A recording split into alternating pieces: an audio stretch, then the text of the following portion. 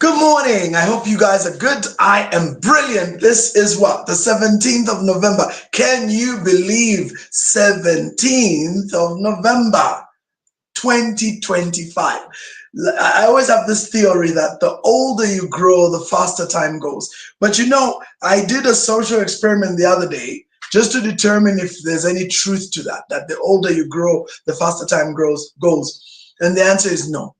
And you won't believe that. Yes, the answer is no. It's not that when you grow older, time goes faster. No. What happens is as you grow older and get caught up with the hustle and bustle of life, time goes faster.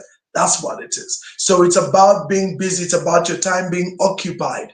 And today, what is making time move even faster for everyone is these gadgets here.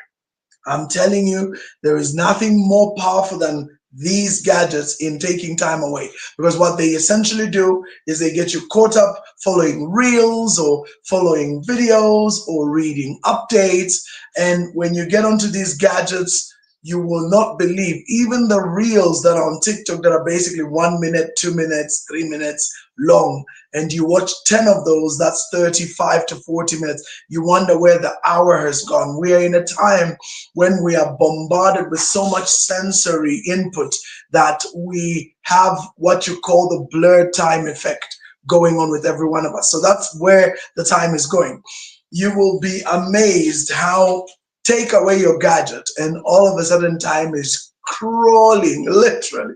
But the amazing thing though is, crawling or not crawling, the days go by, the weeks go by, and that's why, and you live from paycheck to paycheck, especially those of you on salaries. And that's why you really got to ask yourself the big question, like, what have I done with all that time? Where has it gone?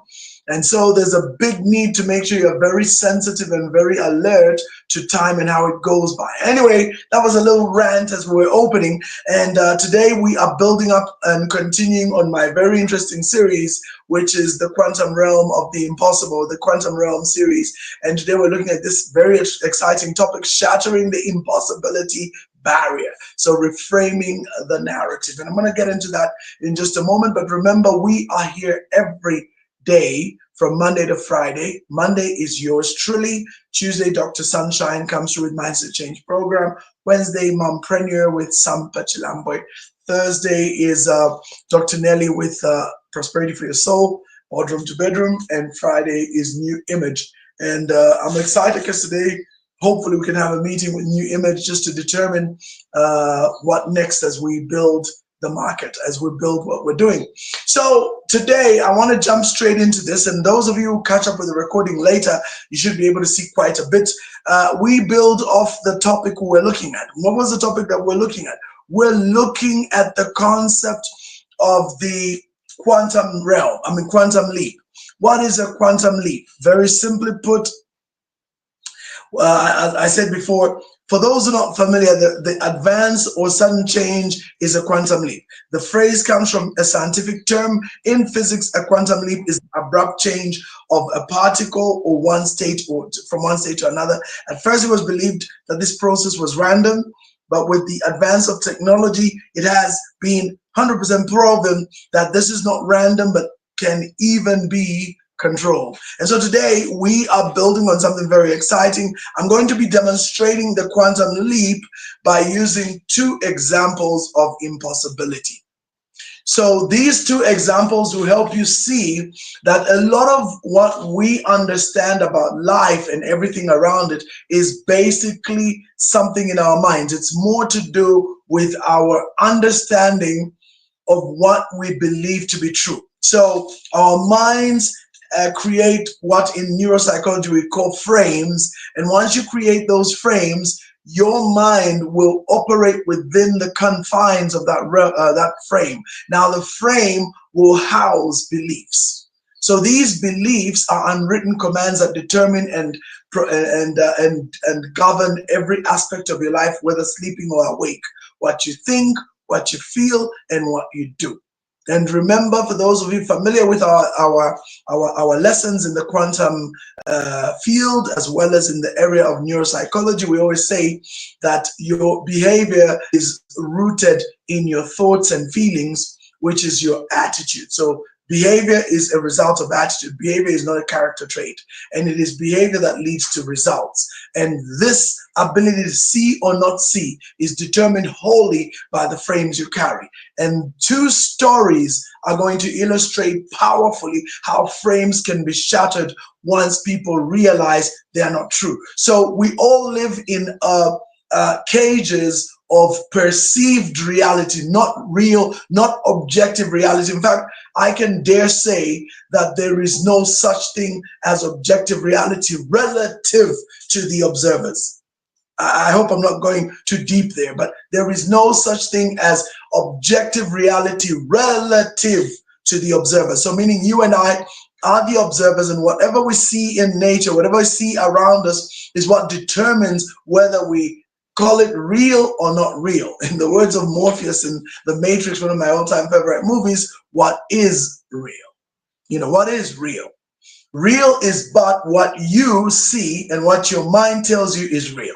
And so these two stories are going to illustrate this very powerfully.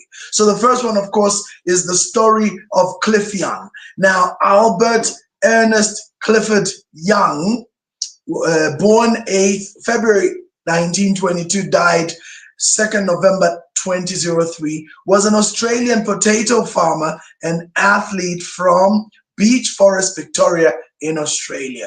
He was best known for his unexpected win of the inaugural Sydney to Melbourne ultramarathon in 1983 at 61 years of age. I mean, 61 years of age. I mean, and don't forget, this is a marathon we're talking about, and this is an 800-kilometer marathon. It was not a short distance. It's literally like jogging from Lusaka to Isoka. Yes, Lusaka to Isoka. Literally, or maybe Isoka is too far. Maybe we can come a bit further. Maybe Mpika. Yeah, Lusaka to Mpika, that should be about 800 kilometers if I'm not wrong, although I have my doubts, because I remember, you know, Lusaka to Mansa is 761 kilometers using the Tuta Road, 761 kilometers to Mansa. So if Mansa is 761 kilometers, yeah, we might not be, maybe Isoka. So it's really far. And imagine this man beat all these young people in that race. Now, let's go on about it. In 1983, the 61-year-old potato farmer won the inaugural Westfield Sydney to Melbourne ultramarathon at a distance of 805 kilometers. Imagine. The race was run between what were then Australia's two largest Westfield shopping centres, Westfield Parramatta in Sydney and Westfield Doncaster in Melbourne. Young arrived to compete in overalls and workboots without his dentures, later saying that they rattled when he ran. Imagine, he ran at a slow and loping pace. He was loping when running. Okay, where am I? I lost my seat. He ran at a slow and loping pace and trailed the pack by a large margin at the end of the first day. This style of running became known as the Cliff Young Shuffle. While the other competitors stopped to sleep for 6 hours, Young kept running. He ran continuously for 5 days, taking the lead during the first night and eventually winning by 10 hours. Before running the race, he had told the press that he had previously run for 2 to 3 days straight, rounding up sheep in gumboots, you know, wellies as they call them in the UK. Right? He said afterwards that during the race, he imagined he was running after sheep, trying to outrun a storm. The Westfield run took him 5 days, 15 hours and 4 minutes, almost 2 days faster than the previous record for any run between Sydney and Melbourne at an average speed of 6.5 kilometers per hour. Okay? Wow. Before this happened, everyone said it was impossible for a man of his age with no experience and with the wrong outfit to even attempt, let alone run and win such a race with people 1/3 his age. He was running with 21-year-olds. Okay, I mean, look at the barriers he had to deal with. He was 61 years of age at the time, and then he was a farmer. Farmers never ran in marathons ever, or so people thought. And then he wore gumboots and work overalls to run. He had never participated in such a race before. And 5, bottom line, he was so unconventional, he didn't even fit the profile of a marathon runner in the least. I mean, he even ran wrong with the shuffle, right? Yet he beat the runner-up who was more than half his age and fit the profile by over 10 hours. So let's talk about that. What did Cliff Young do? Cliff Young did not follow convention. Why? Because he had never sat under any trainer who had been teaching the other people that no, you need to rest because you need to do this, you need to do that, you need to wear the right shoes because they're going to have the right feel on your feet, and you're going to do this, you're going to do that. And what basically happened with everybody before Cliff Young is they honestly thought that the body had to rest in a particular way and do things in a particular way, or else they would not be safe. But Cliff Young came and shattered that so badly, so powerfully, that after that Cliff Young race, no one took breaks. They all just did the short breaks that Cliff Young used to take, which were essentially 2 hours of sleep. He would run, sleep for 2 hours, 1 hour, then get up, run, sleep for 1 hour, get up, run, and he never stopped. Just took up water breaks on the way. If he needed to do bathroom breaks, he'd go somewhere, take a bathroom break, get back and continue, and he would just be surviving on liquids and light energy meals and drinks. Unbelievable. And he pulled it off, and he beat the nearest guy by 10 hours. And don't forget that Cliff Young started and he was way behind when he started. So all these people were running at their paces and whatever. He just kept his very slow and steady pace. Now there's something profound about slow and steady, but we won't talk about it today. So he just kept his slow and steady pace. And by the first night, he had already taken over people because they were sleeping for 5 hours, kind of 6 hours, whatever time they were sleeping for. He's just on the road running. Just break for a day, for an hour, and then get back. Break for an hour, 2 hours, get back. And so before you know it, by second day, he was already on a lead. By third day, he was so far ahead. I mean, by the fifth day, like we say, when he reached the destination, he was 10 hours clear. 10 hours clear of the next guy. And so everybody was stunned, blown away, and they just studied Cliff Young. He became an absolute legend and phenomenon. Everybody said, holy moly, this guy just proved everything that we thought was true. He just basically came and just rubbed it off. And that's what's interesting. You see, before Cliff Young, everybody would have told you it's impossible. But Cliff Young came and demonstrated it as a 61-year-old. So we're not even talking about someone who was young. You know what I mean? But he was young at heart, perhaps that's why he had the name Cliff Young. But either way, he was so different, and he demonstrated that it is possible to do these things that are practically impossible. So he shattered that impossibility barrier, and from that day, most marathon runners have adopted Cliff Young's model. Now, isn't that interesting? But before Cliff Young came, it was considered impossible by all the experts. That's why Cliff Young had the advantage of never having been trained. And that meant he didn't learn. Because, some of these barriers are learned. That's what I'm trying to say. You find people who tell you this is impossible because of this and because of that and because of that. And of course, if they teach you that, then you hold on to that paradigm and you believe, yeah, it's true. And that becomes your cage until a Cliff Young who has never been taught or given any kind of, lessons comes and just shatters the whole barrier. Second example is the famous Roger Banister 4-minute mile story. Let me tell you about that story. A 4-minute mile is a completion of the mile ran in 4 minutes or less. It was first achieved in 1954, with records, by Roger Banister at the age 25 in 3 minutes 59.4 seconds. The 4-minute barrier has been broken by over 1,400 male athletes and is now the standard of all male professional middle distance runners in several cultures. But imagine before that it wasn't.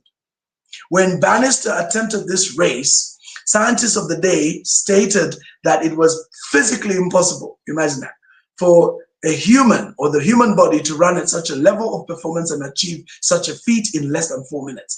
What were the barriers he was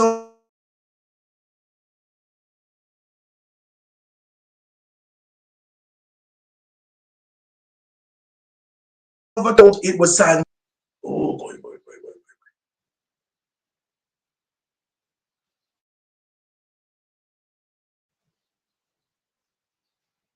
All right, sorry about that. My internet had gone. I hope it will come back on. Okay, there we go. Sorry about that, guys. Doc, confirm if you can still see or hear me. I'm frozen here. Oh. Yes. But you are Okay, upside down. because my but am I upside down? Yeah, I'm upside down. I thought so. All right, so let me just get this right. I tell you, you know how these things go. Just give me a second, guys. Apologies for the upside down look. We should be able to sort this out in just a moment. Okay, what Rev as Rev is sorting out his as Rev is sorting out his internet. We are there believing that something we have to unlearn, some things you relearn them. So the people that now wanted to run faster, they got to understand that doing something differently will actually give you something that you will be able to rely on. That's right.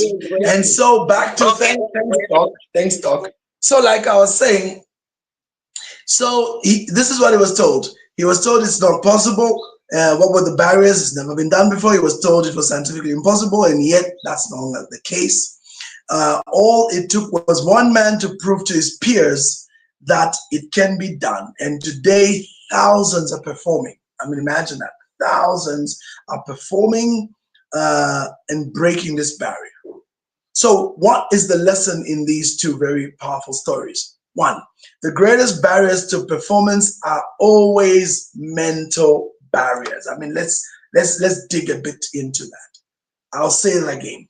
The greatest barriers to performance are always mental barriers. It's more about what you believe is a barrier than what's really there.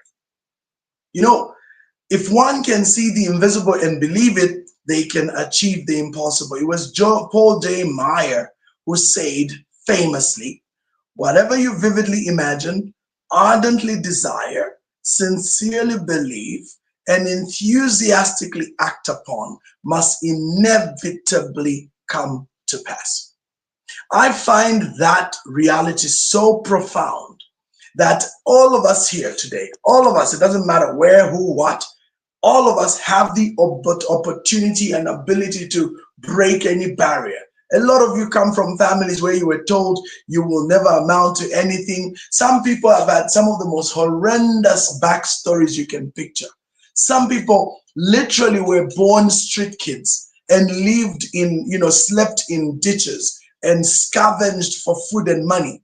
But something told those people that they can become the greatest they can be, and they chose to break those barriers. Now, I'm one of those people that honestly believes with all my heart that that level of barrier breaking starts from a divine level. There has to be a spark, a revelation. There is this thing I always teach. I always say that transformation, for true transformation to take place, there has to be first realization. So you need to come to a place in your life where you realize, okay, there is something not right and I need to change it. That realization can only happen when there is revelation. And I always say this, revelation is like someone switching on a light in a dark room. If I send you to the pantry and tell you, please go get me sugar, get me salt, get me curry. If that room is dark and there's no light in it, good luck. I don't think you will find them. And if you do, you will bring wrong things because you can't see, there's no light in there. For the moment we just flick the light switch on, all of a sudden you can see everything. You can even read labels, and now you know what's what. And I find that illustration so profound because that's what's happening with most people. There's a saying, you can take a horse to the river, but you cannot force it to drink. The ability to see the invisible and achieve the impossible is a function of revelation. I'm telling you. And I'm not spiritualizing this revelation, but I've come to see that there has to be some form of divine spark. Something has to light up from within an individual because the majority of people just aren't awake. They don't see. In the Bible, there's a very interesting passage that has come to mean so much to me. Psalm 119, 130, I believe. It says, the entrance of the word or God's word brings light and gives understanding to the simple. Such a profound statement. The entrance of God's word brings light.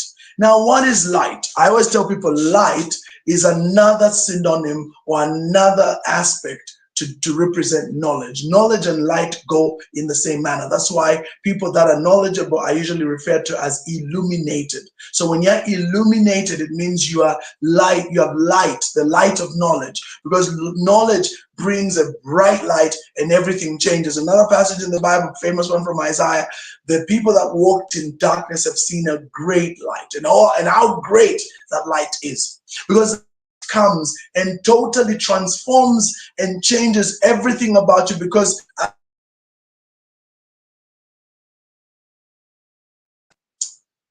okay, my internet was misbehaving a bit there.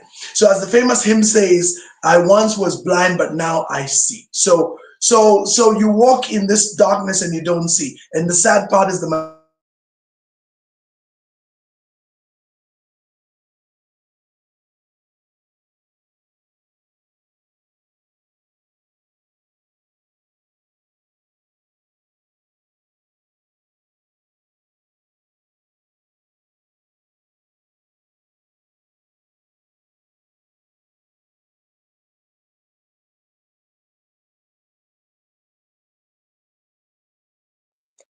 Can't hear you, Rev.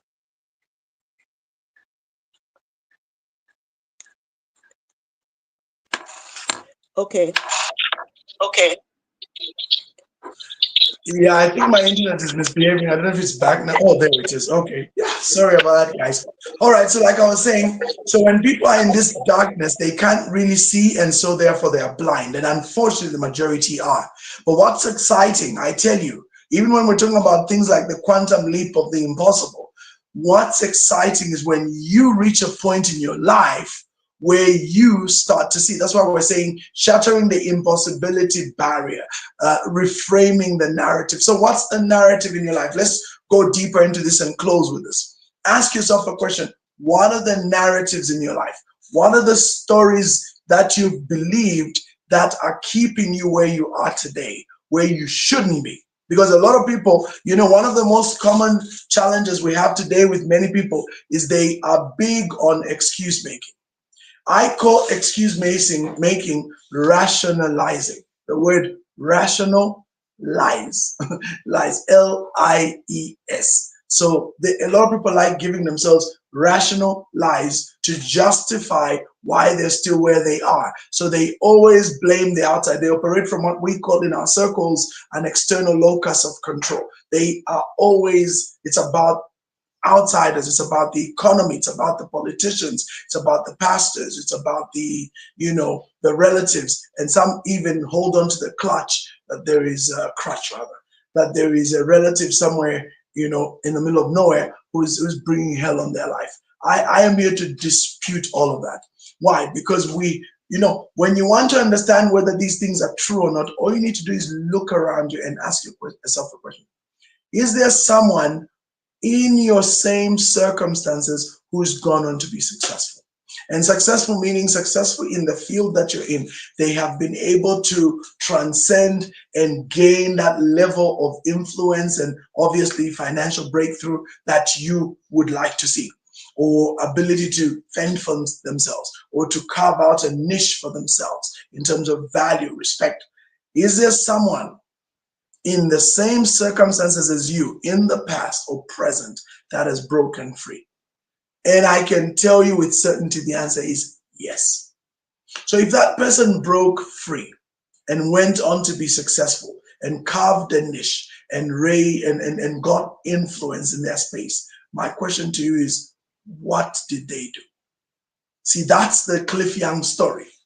Cliff Young was told, Roger Banister were both told that it's impossible, it's impossible, it's impossible. But they went on to prove the impossible. So my question again to you, how many people do you know in your circumstances who made it? The challenge with a lot of people who have an external locus of control, they'll always bring an excuse. They always bring an excuse. You know, Donald Trump, many years ago when he was running The Apprentice, long before he became president of America, used to have a statement that I loved so much. I still love it to this day. He said, you can either make money or make excuses. You can't do both. And you know what? You can take that and apply to any area of life. You can either gain success or make excuses, but you can't do both. You can either work or make excuses. You can't do both. And I think in life, especially in view of the quantum leap of the impossible, we must come to agree that there is someone out there that goes on to make it, regardless of the so-called barriers. So if they're making it, if they are succeeding, if they're transcending, if they're progressing, then what are they doing that you're not doing? And for me, I think that's where the reframe, that's why we call it a reframe. We are reframing the narrative. What's the narrative? Oh, it's the economy. Oh, we only have 3 hours of power a day. Oh, we have no water in our area. Oh, we have no internet in our area. Oh, we have no, my phone is dead. My laptop is destroyed. I mean, you can come up with 1,000 excuses. That the funny thing about excuses is there are plenty. That's the thing, there are plenty of excuses. But why not reframe the narrative? Why don't we turn around and say, what are others doing to make it? How are they, quote unquote, surviving and thriving in this setup, in this so-called setup of 3 hours of power a day? What are they doing?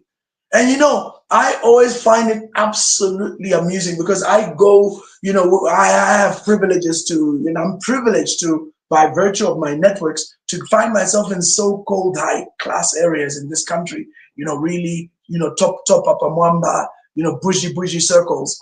And when I get into those circles and see how people are spending money, I always say, you know what? We cannot make excuses. You go to East Park on Friday and you see the number of people in that place. You go to ShopRite. I have never seen ShopRite till operators board waiting. There's always people. I've never gone into a ShopRite store and it's completely empty. Never. There are always people buying every day. The other time I asked the good manager, the GM of ShopRite the other day, I asked him, what do you guys make a day? He said, I can't tell you. I said, I hear you. But I know that on average, those stores are not making, each store is not making less than 2-3 million. Which in fact, probably I'm even understating, maybe 5. A typical large store like Pinnacle, ShopRite, will probably be clocking 20 million a day, maybe 30. I wouldn't even be surprised. I just have to sit and do some guesswork. But yeah, 20-30 million. That's one store. How much is ShopRite employs 7,000 people, mind you. 7,000 people.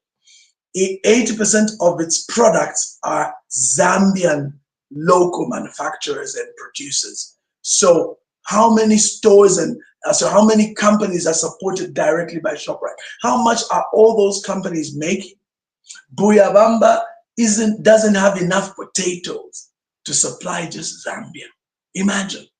There's a time that they wanted to start exporting, but the local market is already consuming all the potatoes that people are planting. Can you believe that? So when you start looking at those, it's a reframe. You realize, this thing about the economy, yes, it doesn't mean it's not true. But what it is there are people making money. And if people are making money, why aren't you? So in the words of Donald Trump, once again, you can either make money or make excuses. So the best thing you can do is reframe. Forget about the doom and gloom that people speak about. It's not denialism. It's not avoidance. It's reframing. So reframing is very empowering because we're saying, where is the silver lining in all this mess? So when you're looking for the silver lining, it doesn't mean the cloud isn't there. It's there. When these guys were talking about it's impossible to run a mile in 4 minutes, it's impossible to finish a marathon in 5 days and whatever it is, those things were true. But they were true to the extent of those who believed them.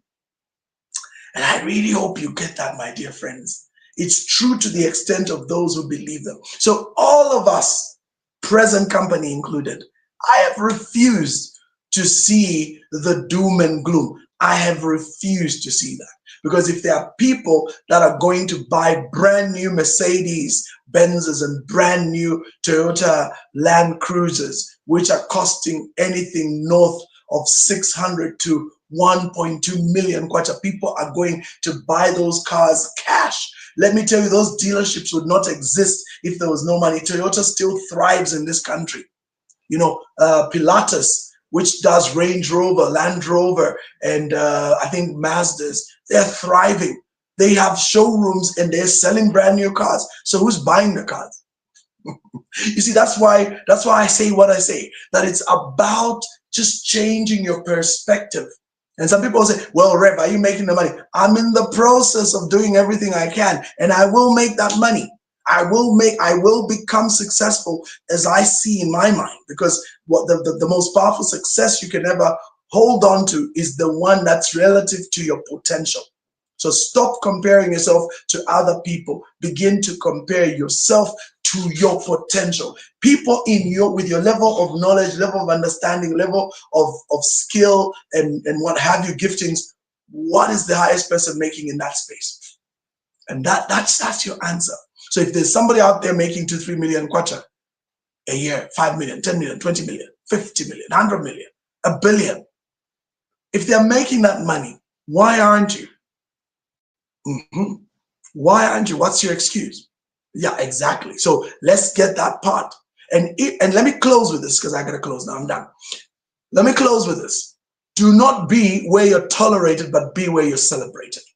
In other words, if the environment you're in cannot allow you to manifest your true value, then shift to an environment that will. Sometimes seeds don't grow because they're in the wrong ground. Exactly. So sometimes you need to literally transpose from the ground you are to the ideal ground. And that's the hard part. That's the thing we talk about when we say moving out of your comfort zone to your zone of success. Comfort zones are places of familiarity. They're not nice in terms of being comfortable, but they're comfortable because they're familiar, even if they suck. So you need to move from that to another. Don't be, I always use my own example. I say, I'm a Mercedes E240 2023 model, 260 kilometers on the clock, driving in Chalala, Rockfield, with all those stony roads. I don't care how powerful you are, you will not drive at full potential in that environment.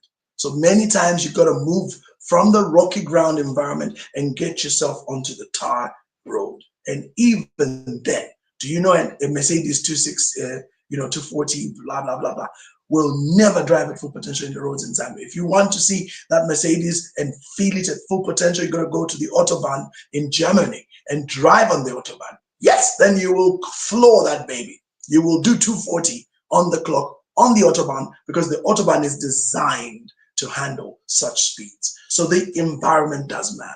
But bottom line, even before the environment, you start with the barriers in your mind, and you need to reframe those, look for the silver lining, and see the possibilities. On that note, next week I'm back. We're building further on this concept and really pushing those barriers and boundaries. So on my note, tomorrow join Dr. Sunshine as she tackles her part mindset change program. Have a great day, guys, and God bless you.